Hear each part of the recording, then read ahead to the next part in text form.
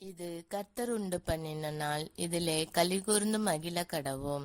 நீதிமான் பனையைப் போல் செழித்து லிபனோனில் உள்ள கேதுருவைப் போல் வளருவான். சங்கீதம் 92:12.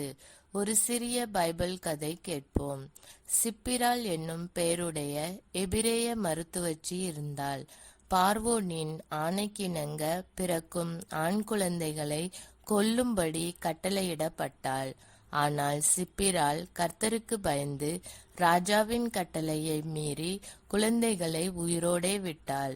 அவளின் நீதியும் தைரியத்தையும் பார்த்து கர்த்தர் சிப்பிராவையும் அவளுடைய குடும்பத்தையும் ஆசீர்வதித்தார்.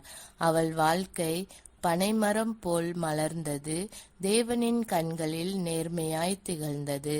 நாம் சத்தியத்திற்கும் நீதிக்கும் நின்றால் தேவன் அதை காண்கிறார். உலகம் எதிர்த்தாலும் தேவனுக்கு பயந்து நடப்போர் பனைமரம் போல் நிலைத்திருப்பார்கள். நாம் எல்லோரும் ஜெபிப்போம். கர்த்தாவே, சிப்பிராவின் நம்பிக்கைக்கும் தைரியத்திற்கும் உமக்கு நன்றி. நான் எந்த சூழ்நிலையிலும் உண்மையிலும் நீதியிலும் நிலைத்திருக்க அருள் புரிவீராக. என் வாழ்க்கை பனைமரம் போல் மலர்ந்து உமது மகிமைக்கு சாட்சியாக இருக்க செய்யும். இயேசுவின் நாமத்தில் ஜெபிக்கிறேன். ஆமேன். இந்த நாள் இனிய நாளாக அமைய வாழ்த்துக்கள்.